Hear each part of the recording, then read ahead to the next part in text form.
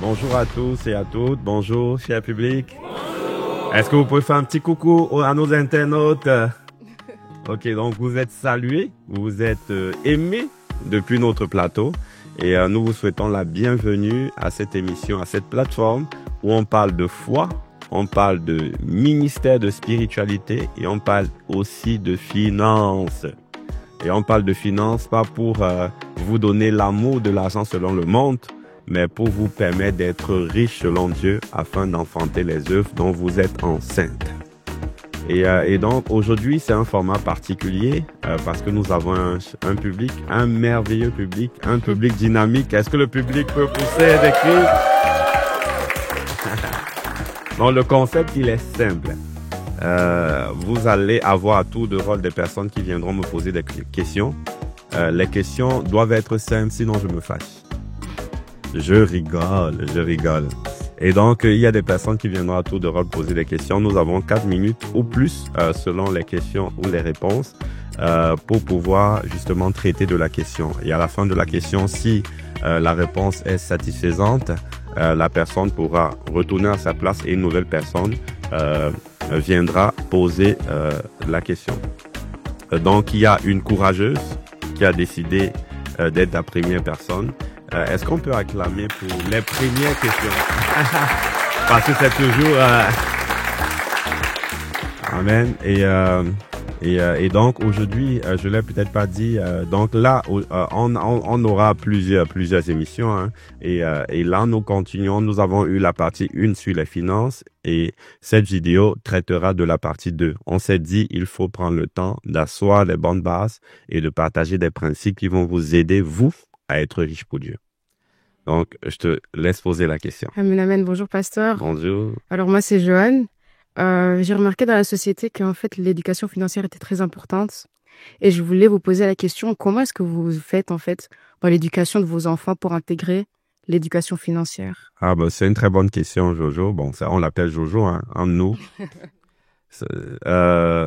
Non, c'est une très, très bonne question. C'est une question, bon, je pense qu'on a fait, j'ai fait une vidéo dessus avec mon épouse où j'expliquais comment est-ce qu'on procède. Bon, je vais de manière très synthétique revenir dessus. Ce qu'il faut savoir, c'est que les enfants doivent être intéressés au sujet de l'argent très tôt. On n'a pas besoin d'attendre qu'ils soient grands. En fait, dès qu'ils sont grands, c'est souvent trop tard. Parce que le rapport à l'argent se définit quand on est jeune. Et la première des choses à faire lorsque les enfants apprennent déjà, dès que l'enfant peut déjà raisonner, c'est de pouvoir amener l'enfant à réaliser que l'argent, en fait, a une valeur, que l'argent, c'est quelque chose qui nous permet que les choses coûtent, en fait. La personne doit, par exemple, laisser la lumière allumée. Vous allez vous dire que tu me fais perdre de l'argent. La personne va peut-être vouloir un jouet, tu vas lui dire ça coûte de l'argent. Donc l'idée c'est de pouvoir commencer à introduire la notion du coût. Ça coûte quelque chose. Parce que vous avez souvent des adultes princes ou princesses qui se permettent justement de dépenser à tout va. Pourquoi? Parce que ces personnes n'ont pas été enseignées dès leur jeune âge à ce que l'argent a une valeur et que les choses coûtent. Et c'est pourquoi les personnes n'ont pas une bonne gestion de leurs finances. Et donc, c'est important de pouvoir introduire ça. Je me rappelle, et après ça, une fois que la personne sait compter, là, maintenant, on va introduire la notion de savoir que 1 euro permet d'acheter peut-être un biscuit, mais ne permet pas d'acheter peut-être un jouet. Et donc, on va introduire des notions comme ça sur le coup. Je me rappelle, mon épouse, dans le cas de l'éducation avec nos enfants, on le fait pour la première, pour lui montrer que ce qu'elle demande coûte.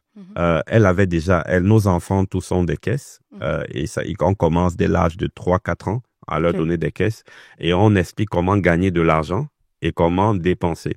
Donc, il y a des dépenses qui sont faites à partir de leur caisse et ce n'est pas nous qui le faisons. Typiquement, lorsqu'il s'agit de faire des cadeaux à ses frères ou aux amis, lorsqu'ils sont invités à des anniversaires, c'est à partir de leur caisse. Donc, ils vont vider leur caisse et après, ils doivent le remplir. Et ils savent qu'on peut le remplir de plusieurs façons. On peut le remplir déjà parce qu'on est très, très gentil à la maison. Et on peut le remplir également en faisant du commerce. Là, par exemple, j'ai mes filles qui font du commerce. Et c'est même nous qui essayons de freiner leurs ardeurs. À chaque fois qu'on va au magasin, papa, je vais acheter tel bonbon, tel paquet de bonbons et puis je vais revendre. Parce qu'elle sait qu'avec ça, elle va multiplier son argent. Et quand elle va acheter les bonbons, elle sait qu'elle va acheter à partir de son argent. Pas à partir de, c'est pas nous qui achetons, c'est toi qui achètes, tu vends et ça te permet de renflouer tes caisses. Donc, il y a déjà la notion de commerce. Maintenant, elle, quand elle avait, la première, elle avait sa caisse.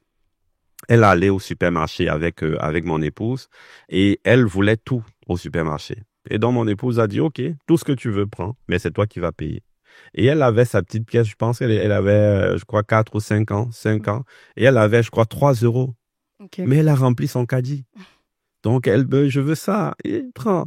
Et arrivé donc à la caisse, mon épouse a expliqué à la caissière que là, je suis juste en train d'éduquer mon enfant et apprendre la valeur de l'argent. Donc là, il y a son caddie, donc permettez que son caddie passe. Il y a beaucoup de choses qu'on va rejeter. Et donc elle a déposé tout ce qu'elle voulait et elle s'est mise de l'autre côté. Et la caissière lui dit ça coûte tant. Donc, est-ce que tu as l'argent pour ça? Non. Ça coûte tant. Donc, elle s'est vue qu'on vidait tout son caddie. Et puis après, la caissière a gardé un seul article. Et la caissière lui dit que voilà seulement ce que tu peux prendre. Elle dit, elle était fâchée, mais bon, elle s'est dit, bon, ça va. Elle avait 3 pièces. Elle a donné une pièce. La caissière dit non, c'est toutes les 3 pièces que tu dois donner. Elle s'est écroulée, elle s'est mise à pleurer. Elle s'est rendue compte que elle allait vider sa caisse pour un seul paquet. Wow. Et là, elle a crié dans tout le supermarché. On a dû la calmer, la consoler. Mais elle a dépensé, elle a vidé sa caisse pour acheter le paquet. Et donc là, c'était une bonne leçon. Et aujourd'hui, c'est elle qui nous rappelle que les choses coûtent. Et elle est tellement consciente que les choses coûtent que lorsqu'elle devait elle devait acheter le cadeau pour sa petite sœur. Et là, je pense qu'elle avait 6 ans. Et je lui ai dit, bon, quand est-ce qu'on va acheter le cadeau? Elle m'a dit, non, papa, laisse, tu sais comment faire pour avoir le cadeau. Elle a pris un de ses jouets et elle allait faire un troc avec quelqu'un qui avait un jouet tout neuf. À l'école. Et elle est ramenée, elle a dit, voilà le cadeau de ma petite, ça m'a rien coûté. Parce qu'elle a appris la valeur de l'argent. Donc, il faut très tôt apprendre à nos enfants apprendre à nos enfants à valoriser l'argent, à savoir que l'argent coûte, à savoir que leur désir, en fait, en face, il y a un montant d'argent qui sort de nos poches et donc de leurs poches. Oui. Et puis apprendre à dépenser et apprendre aussi à bien gérer l'argent. Et dans la bonne gestion de l'argent, il faut apprendre la notion de générosité aussi. Typiquement, les enfants de leur caisse savent que le dimanche, elles doivent retirer l'argent pour les offrandes. Elles payent leur dîme. Oui, donc elles payent eux-mêmes leur dîme et les offrandes, c'est de leur caisse, c'est pas nous qui donnons les offrandes. Donc les dimanches, ils viennent avec généralement l'argent pour les offrandes et l'argent également pour la cafétéria, pour acheter quelque chose à la café. Donc ils ont une gestion, on va dire surtout la première, plutôt saine de l'argent qu'elle a. Et elle a offert un cadeau lors de l'anniversaire de mon épouse qui coûtait, je crois, près de 60 euros. Wow. Et c'est elle qui l'a payé de son argent. 60 euros. Elle a presque vidé toute sa caisse. Et après ça, derrière, elle a fait du commerce pour renflouer sa caisse. Wow. Et là, elle a dit, pour la fête des pères, elle veut m'offrir un cadeau. C'était pour la fête des mères. Elle a fait un cadeau de près de 60 euros. Et pour la fête des pères, qui est passée, elle a dit que je dois aller au magasin avec maman et je vais t'acheter un bon cadeau. Wow. Et donc, c'est ça, donc apprendre la notion de la générosité. Et ça fait partie des critères de bonne gestion. Et aujourd'hui, lorsqu'on sort et que ils ont oublié de prendre l'argent pour les offrandes, ils vont me rappeler ça le dimanche. Ils vont me dire, papa, on a oublié, attends, on va chercher. Parce qu'ils ont appris qu'il faut donner à Dieu. Pour justement sécuriser son patrimoine et être béni afin d'être une source de bénédiction. Amen, amen. Donc, merci beaucoup. C'est bon? Oui, c'est bon. Je voulais déjà savoir, est-ce que dans l'entrepreneuriat, on doit viser, je vais le dire comme ça, on doit viser des millions, on doit viser un quota, ou on doit rester dans l'esprit de se dire avoir ce qu'il faut pour pouvoir pourvoir à ses besoins et aux besoins des autres. Parce que comme vous avez expliqué, l'objectif ici, c'est pas forcément avoir des millions, mais l'objectif, c'est être en mesure de pourvoir à ses besoins et pourvoir aux besoins des autres. Mais est-ce qu'on doit se limiter à cette vision ou on doit viser plus grand en termes de revenus? C'est un peu ma première question. Déjà, quand tu as un cœur large, les besoins des autres se chiffrent en milliards d'euros. C'est pour ça que moi, je veux être milliardaire en euros. Voilà, donc et donc plus en tout cas plus tu as avec le bon cœur, plus tu es une source de bénédiction. Ce qui est sûr, c'est que Dieu ne te donnera pas quand tu fonctionnes avec Dieu, il ne te donnera pas un montant d'argent que tu ne peux pas supporter. La Bible dit que la bénédiction financière selon Dieu est une bénédiction qui suit l'état de ton homme. Et donc, comme ça suit l'état de ton homme, ça veut dire que ça suit la capacité que tu as à supporter ce que tu reçois. Et donc, lorsque tu veux être une source de bénédiction, il faut aspirer à être une grande source de bénédiction. Il ne faut pas se limiter.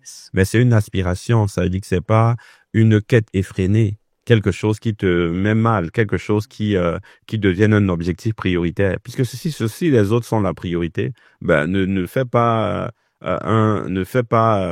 de ça un gros sujet de frustration, d'énervement ou voilà, parce que tu veux absolument avoir beaucoup. Ça devient l'amour de l'argent.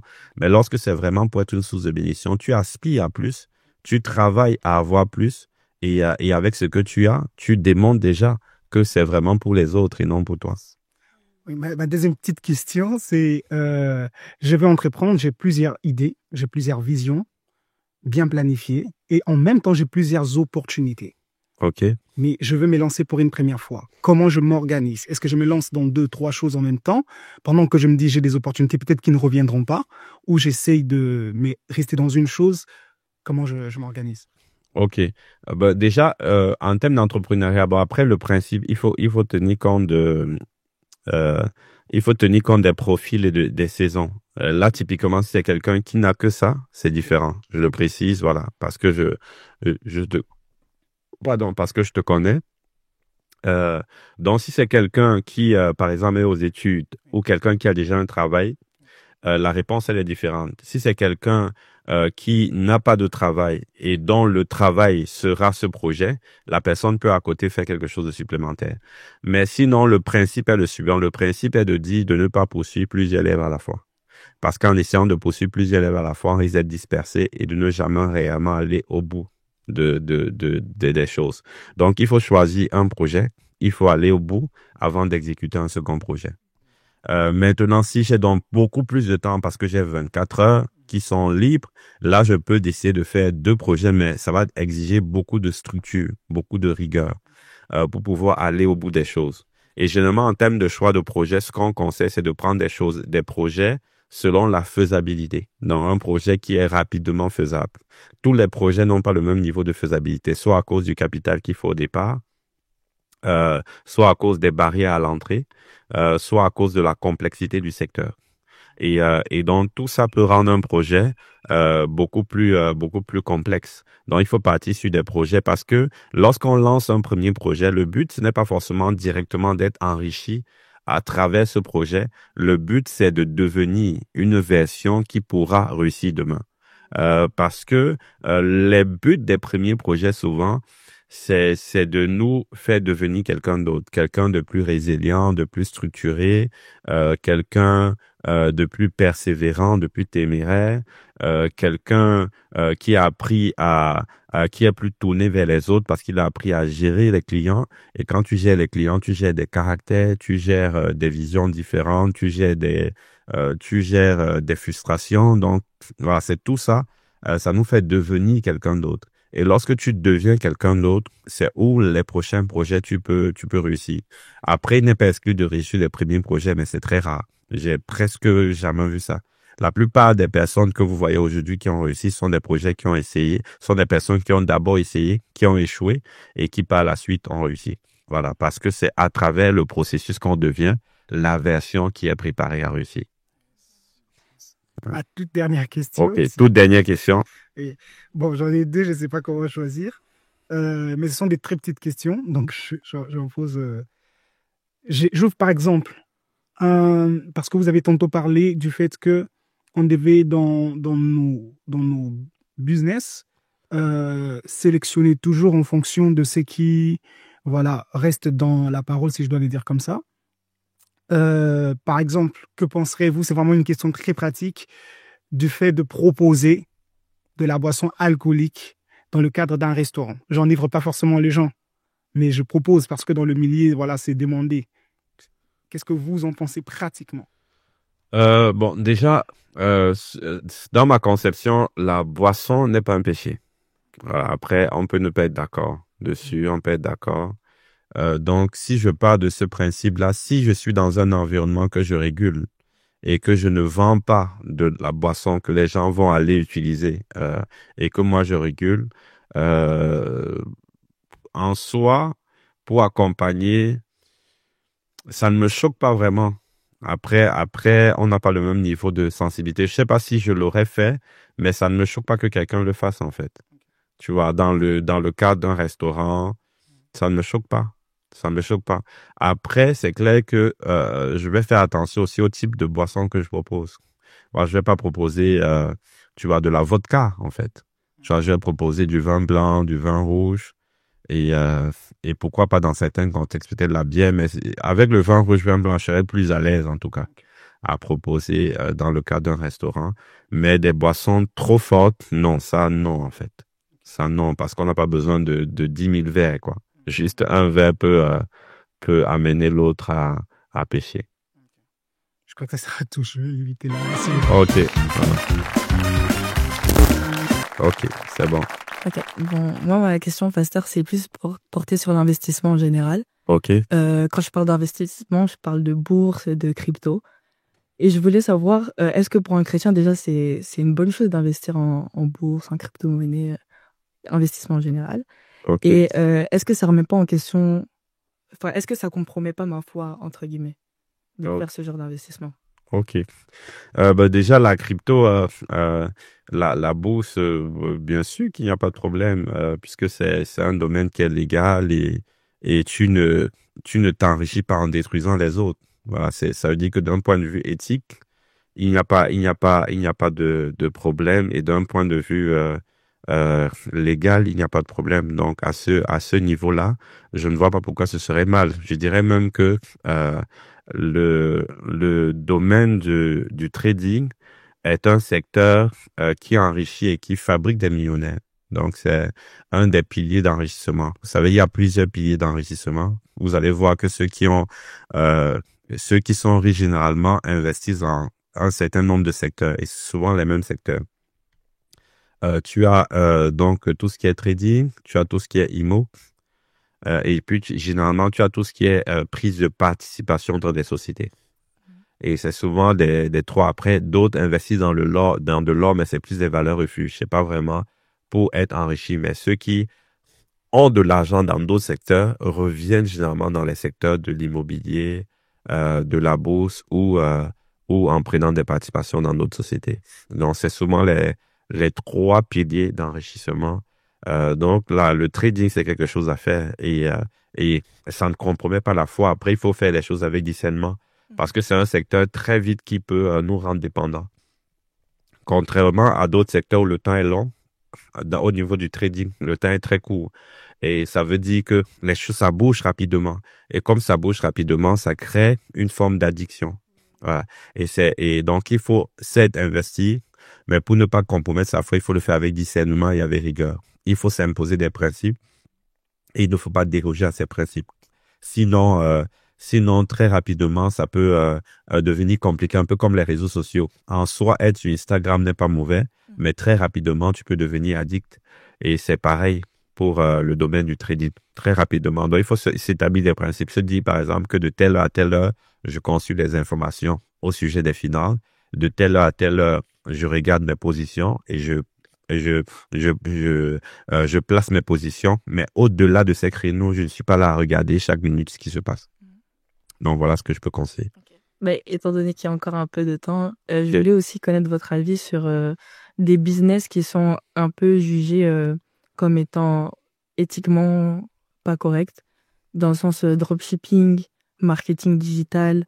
On dit un peu que c'est une manière de se faire de l'argent un peu facile. Alors, je voulais connaître votre avis. Est-ce que c'est éthiquement correct aussi?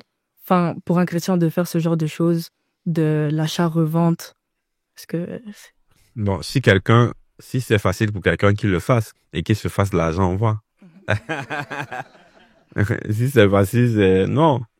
Ben, attends, quand on parle d'éthique, après, il faut redéfinir la notion d'éthique. L'éthique, c'est pas dans la facilité. Si tu trouves, par exemple, si tu as une sagesse qui te permet de résoudre un problème complexe, mais de façon simplifiée et de te faire beaucoup d'argent, mais vas-y. C'est pas dans la facilité ou dans la simplicité de la solution que se cache l'éthique. L'éthique, c'est un rapport avec le fait de détruire l'autre ou pas, et un rapport avec aussi le côté légal. En quoi est-ce que le fait d'acheter quelque chose et de vendre à quelqu'un qui de toute façon veut acheter ces choses est mauvais? En quoi est-ce que c'est mauvais? Ce n'est pas mauvais. La personne, ou peut-être parce que la personne se dit je n'ai pas stocké, en gros je n'ai pas trop souffert. Donc pour pouvoir vendre, il faut que je souffre vraiment. J'achète, je stocke. Et que j'ai des difficultés même de loyer, que j'ai des difficultés de gestion de stock, là, il va dire, ah, vraiment, là, tu fais du business. Non, c'est pas vrai. Donc, si tu peux trouver une solution simple, tu le fais. Maintenant, aujourd'hui, le dropshipping, quand même, c'est quelque chose qui ne marche plus trop. Pourquoi? Parce qu'il y a des contraintes liées au dropshipping. Maintenant, les gens sont dans l'instantané. Quand ils achètent, Amazon peut te livrer quelque chose en 24 heures. Donc, ils sont dans des trucs qu'ils veulent acheter, ils veulent le recevoir demain. Alors que le dropshipping, le temps, il est long. Et donc, ça pose déjà un problème. Et puis aussi, en termes de service clientèle également, ça pose un problème. Donc, aujourd'hui, le dropshipping, et les gens ont commencé à identifier ou à repérer les articles qui sont vendus via le dropshipping. Et l'autre difficulté, c'est que les gens connaissent maintenant aussi le circuit. Ils savent qu'ils peuvent aller sur Alibaba, commander directement des choses en Chine et arriver. Pour ceux qui veulent vraiment prendre plus de temps et ils achètent des choses moins chères. Donc, ce qui fait que ce n'est plus vraiment un secteur, c'est un secteur qui est en pleine décroissance. Parce que avant de rentrer dans un secteur, il faut faire une étude de marché. Quand on fait l'étude de marché, on fait l'étude du marché, on fait l'étude de la concurrence et on fait l'étude de son produit. Et quand tu fais l'étude du marché, tu dois voir les tendances. Est-ce que le marché est haussier? Est-ce qu'il est stagne ou est-ce qu'il est en train de décroître? Et s'il est en train de décroître et que tu viens, voilà, tu vois, pour monter alors que le marché est en train de décroître, c'est très compliqué. Et là, le dropshipping est en train de s'écrouler. Donc, ce n'est pas un secteur dans lequel je recommanderais fortement les gens de se lancer. Maintenant, il faut réaliser que ce qui est en train de monter, c'est tout ce qui est intelligence artificielle. Donc, même si je veux faire du marketing ou de l'e-commerce, je dois voir comment associer la nouvelle réalité à de l'e-commerce. Ça veut dire que je dois, dans le cadre de l'intelligence artificielle, faire du e-commerce. Dans le cadre de l'intelligence artificielle, faire du marketing digital. Mais tout cela doit se faire dans le cadre du marché qui est en train de monter. Sinon, l'IA va détruire beaucoup de secteurs et va incorporer beaucoup de secteurs. Donc, il faut pouvoir être dans ce marché montant. Dans tous ces secteurs-là qui sont à l'intérieur de l'IA, c'est où je dois me trouver parce que c'est ça qui est en train de monter. Aujourd'hui, ceux qui faisaient les designers qui ne s'appuient pas du tout sur l'IA, c'est dépassé en fait. Et ça sera dépassé demain. Mais par contre, il y a un marché de design dans l'IA. Parce qu'il y a beaucoup qui ne vont pas utiliser l'IA. Ça va faire que quelque chose que quelqu'un pourrait faire en 2 jours, 3 jours, toi, tu vas le faire en 1 heure. Et donc, du coup, tu auras des prix beaucoup plus compétitifs. Tu pourras proposer des modèles beaucoup plus variés. Je veux dire, il y a une autre offre de service qu'il faut faire, mais en tenant compte de la dynamique du marché actuel. Donc, c'est ça. Donc, le côté éthique n'a rien à voir avec la facilité. Par exemple, l'IA va nous donner une certaine facilité. Ben, si tu es précurseur d'un secteur dans l'IA, ben, tu vas te faire des marges conséquentes. Pourtant, c'est facile pour toi. Et c'est éthique parce que tu réponds à un besoin et tu réponds à ce besoin, voilà, selon les règles. Et puis, ben, tu as une sagesse qui te permet de te faire de l'argent. Vous savez, il y a des métiers où les gens font moins d'efforts, mais se font beaucoup d'argent. Il y a des métiers où des gens font beaucoup d'efforts, comme dans le bâtiment. Ils font des maçons, par exemple. Tu vois, eux, ils travaillent, il y a des muscles, il y a des sueurs, mais peut-être ils gagnent beaucoup moins que quelqu'un qui va, par exemple, faire une heure de consultation. Si, par exemple, moi, je ne prends pas de consultation parce que je n'ai pas le temps. Mais il y a beaucoup qui veulent m'avoir en consultation. Et si moi, en consultation, c'est des centaines d'euros qu'ils doivent payer. Tu vois, et on va faire 30 minutes, 1 heure. Oui, et quelqu'un m'a dit, mais est-ce que c'est utile, pasteur? Est-ce que c'est utile? Ben, ce que j'ai dans ma tête, est-ce que tu l'as? Tu vois, tu ne l'as pas, en fait. Et donc, parce que l'heure, puisque l'heure, il est précieux, en fait. Tu vois, donc, c'est ça que je price. Et donc, c'est éthique. Ok. C'est éthique. Donc, vas-y. Mais je vous encourage à vous intéresser au secteur qui monte. Et à ne pas aller à contre-courant. Voilà. OK. Donc là, on reçoit une nouvelle question. Bon, de plus en plus, on a des sœurs. Depuis que la règle est sortie, les sœurs se prononcent parce qu'elles savent que si elles ne posent pas de questions maintenant, elles ne poseront plus de questions du tout. Désolée. Alors, moi, ma question est la suivante, c'est est-ce que vous pensez que tout le monde est appelé à entreprendre? En ce sens qu'il y a certains métiers, on va dire, dont le revenu est bien classé, entre guillemets, dans la société. Donc, ils gagnent assez bien leur vie et du coup, ils sont une source de bénédiction pour les autres. Enfin, ils peuvent l'être et ils arrivent également à subvenir à leurs besoins. Alors, est-ce que tout le monde, finalement, malgré son secteur d'activité, je veux dire professionnel, est appelé à également devoir entrer dans l'entrepreneuriat? Tu as dit gagner bien sa vie. Comme moi j'ai dit, le but, c'est pas de gagner bien sa vie. Le but, c'est d'être une source de bénédiction. Et donc, être une source de bénédiction fait que tu aspires à avoir plus, en fait. Ok. Et quand tu aspires à avoir plus, tu aspires à avoir plus pour être davantage une source de bénédiction. Et comme je disais aussi, la Bible dit que Dieu peut vous combler de toutes sortes de grâces, afin que possédant toujours de quoi satisfaire à tous vos besoins, vous ayez en abondance, vous ayez encore en abondance pour toutes sortes de bonnes œuvres. Ça veut dire que l'abondance est pour les bonnes œuvres. Et ça veut dire qu'il y a de bonnes œuvres dont nous sommes enceintes que nous n'enfanterons jamais si nous n'avons pas l'abondance. Ça veut dire qu'il y a des œuvres, des bonnes œuvres que tu vas enfanter. Il y a des bonnes œuvres qui dépendent du niveau d'abondance que tu as. Et il y a des personnes qui, quel que soit peut-être sauf si tu es un footballeur, je sais pas, professionnel, mais si tu as 10 000 euros le mois, est-ce que ça peut te permettre d'enfanter certaines bonnes œuvres dont tu es enceinte? Parce qu'il y a des bonnes œuvres dont tu es enceinte, peut-être tu veux créer une université, tu veux créer un grand orphelinat, tu veux créer un grand hôpital, il y a beaucoup de choses qui font que tu peux aspirer à avoir beaucoup plus. La richesse pour Dieu, ce n'est pas notre patrimoine. La richesse pour Dieu, c'est vraiment par rapport aux autres. Et les autres, il y a tellement de personnes qui sont dans le besoin que Dieu cherche des canaux en qui il va déposer. Mais ce sont des canaux préparés par Dieu, capables d'accueillir ce que Dieu veut donner et qui seront juste des canaux. Voilà, pour être une source de bénédiction. Donc moi, je pense que, et ce que je n'encourage pas les chrétiens forcément à être dans une quête effrénée de beaucoup d'argent, mais j'encourage les chrétiens à aspirer à avoir plus afin d'être une source de bénédiction. Et maintenant, quand on aspire à avoir plus, on peut avoir plus soit par de l'investissement, comme on peut avoir plus soit par de l'entrepreneuriat. L'entrepreneuriat, ce n'est pas l'investissement. L'investissement, c'est le fait de mettre ton argent quelque part et attendre que ça fructifie.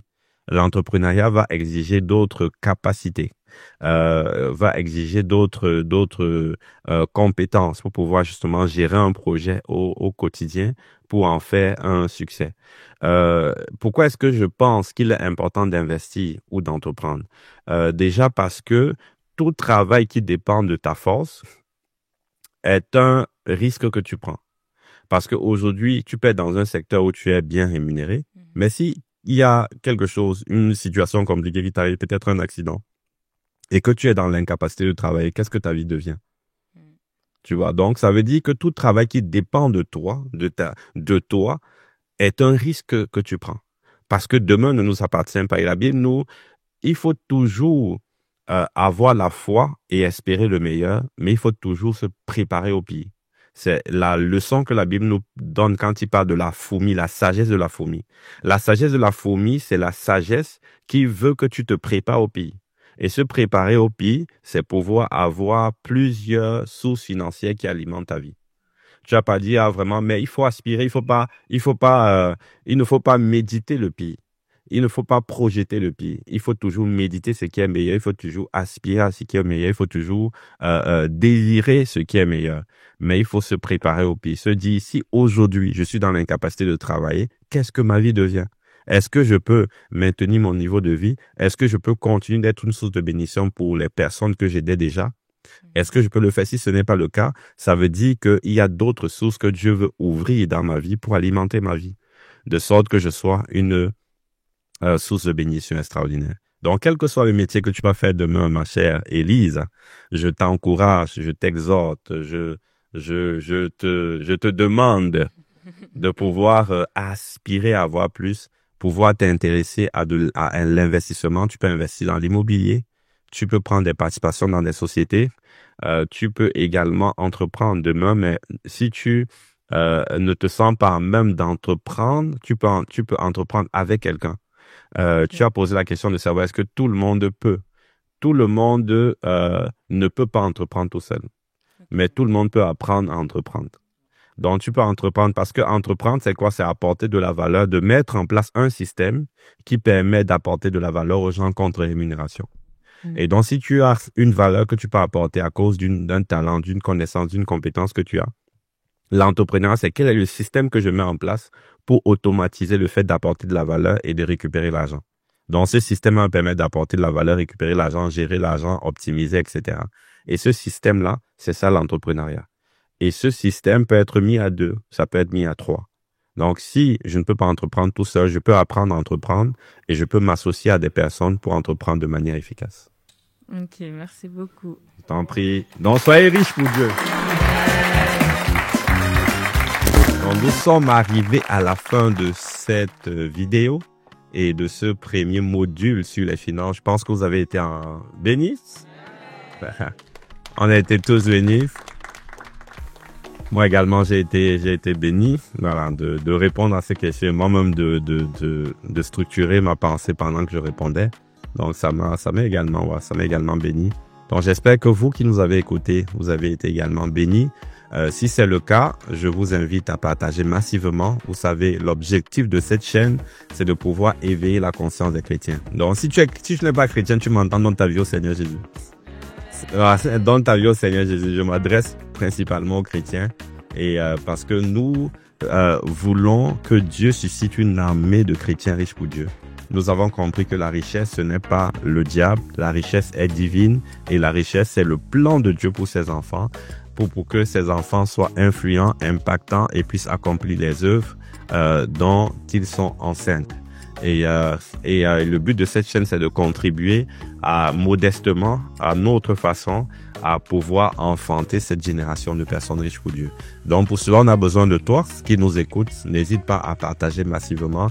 En partageant, ça nous encourage. Et en partageant, tu permets de toucher également d'autres personnes et tu nous permets ainsi d'accomplir la mission et le mandat que nous avons reçu de Dieu.